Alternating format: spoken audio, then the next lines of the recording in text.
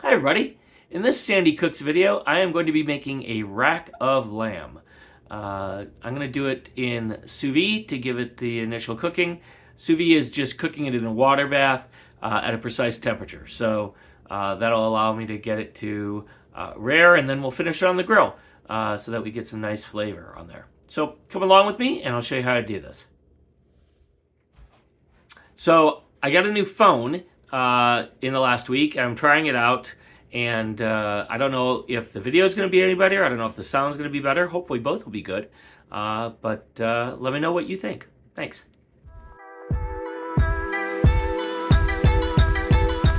As you can see, I got this cryo-sealed rack of lamb from the grocery store. It was half off.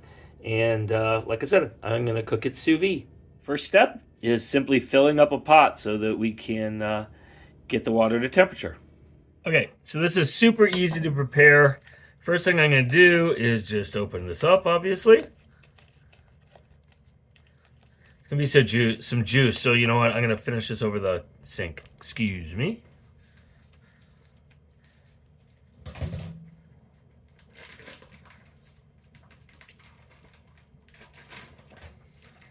So it actually comes inside another bag. Okay, there we go. All right. So first thing we want to do is dry this off. We don't want all that liquid on there. Just like we did when we made baby back ribs. Dry off your meat. Actually, in most of the things I've made. The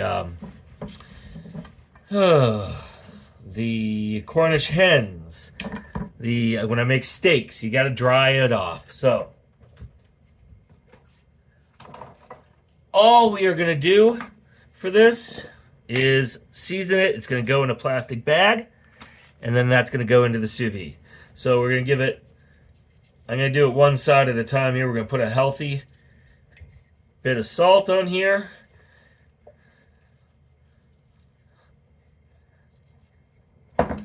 Pepper.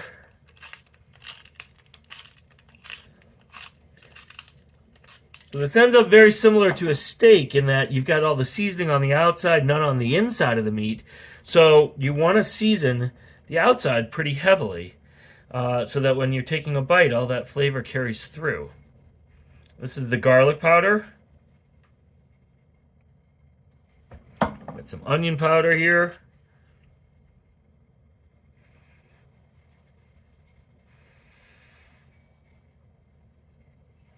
Okay. Some thyme. Normally I would use fresh thyme, but I don't have any fresh thyme. I try to grow it during the summer, just in my backyard in a pot, and it grows great, but then I don't have fresh during the year.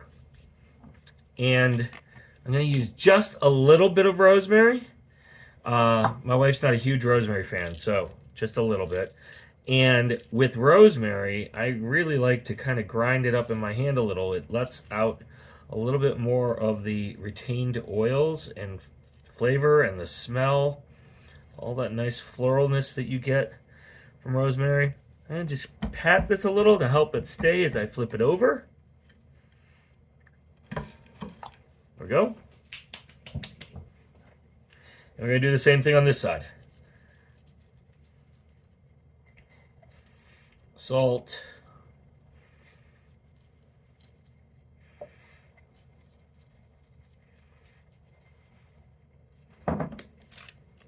Fresh ground pepper.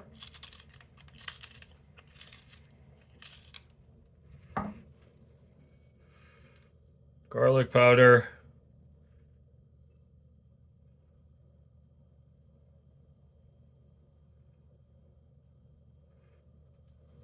Onion powder.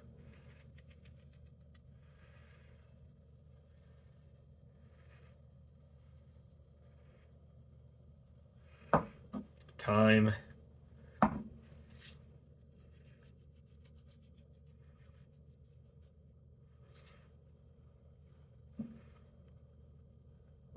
little bit more thyme. Go.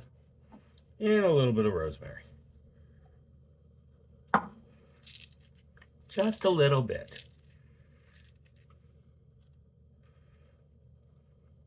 Rosemary has a slightly peppery flavor, and my wife's doesn't like things very spicy / peppery. All right, so got that. We are simply going to put this into a Ziploc or Glad bag. Oh, this one's a hefty bag. All right, this is going to go in here.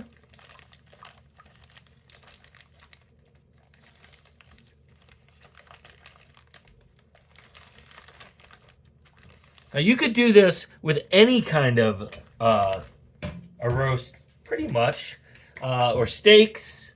You could certainly do it with, I would think, a pork loin crown roast as well. You wouldn't do it for beef because that's too big. Someday I'll show you how I do beef, a beef roast like that. All right, I'll show you what to do next in a second. Okay, you can see I got the water bath set up. I'm just using a pot. And I have got my sous vide here. Here's my lamb. What we're going to do here is use the submersion or displacement method. This was I learned in chemistry in 7th or 8th grade. Maybe it was high school. Maybe it was high school. High school, sophomore year. Is that when you force this down into the water, it pushes all the air out of the bag.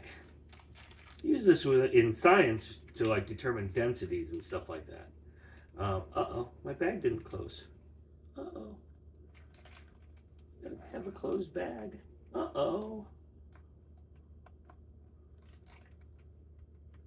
This bag may not work if it doesn't stay closed. You gotta be able to get the air out of it. That's critical.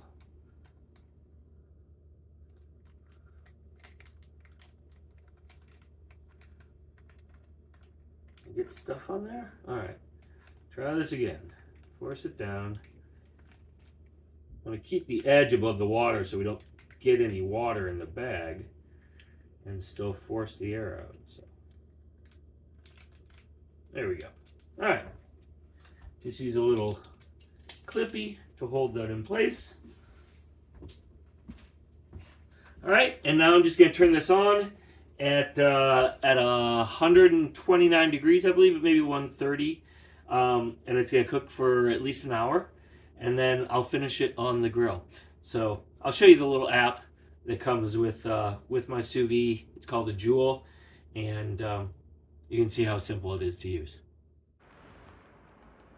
Okay, start it up here. Here's the Joule. Go ahead, click on lamb. And I'm just going to select the lamb chops here because that's essentially what we're making. And we're going to use the default temperature here, 131 degrees.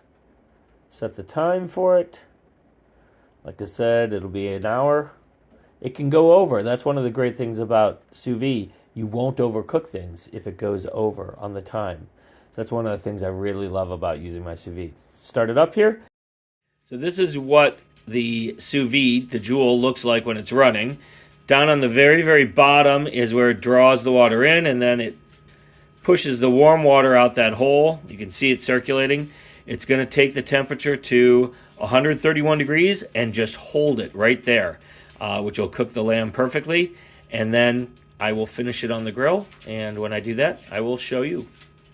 Okay, so the sous vide I have turned off. It's been about actually an hour and a half. We only needed about an hour. But that's fine. So we're going to take this out. Just dry it off so it don't drip everywhere. You can see there's not water in there, right? So it has cooked how we wanted it to. Now we're just going to take it out of the bag and dry it off so that we can put it on the grill. Because if we put it on the grill like this, it's going to create all kinds of steam, and it's all that liquid's going to have to come out of it before it gets brown on the grill, and we don't want that. So there it is.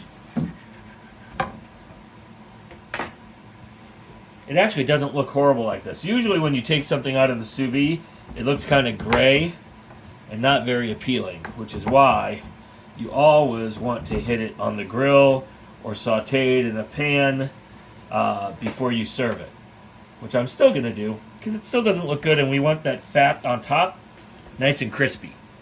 All right, I've got my grill heating up.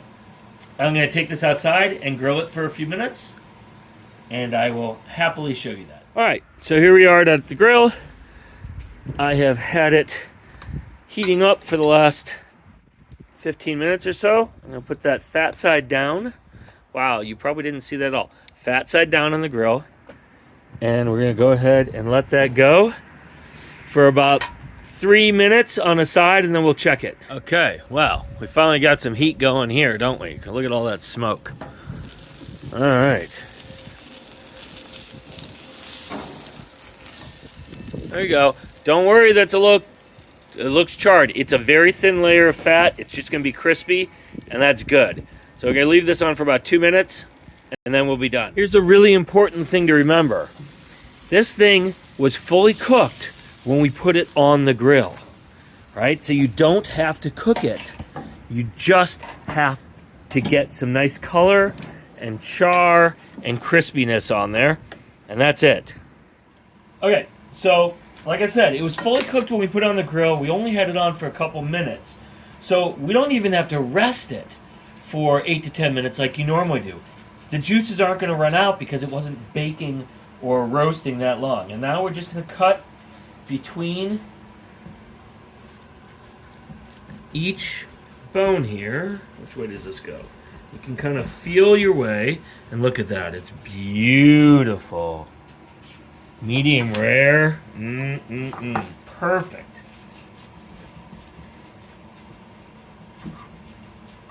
Perfect. It's a little hot though.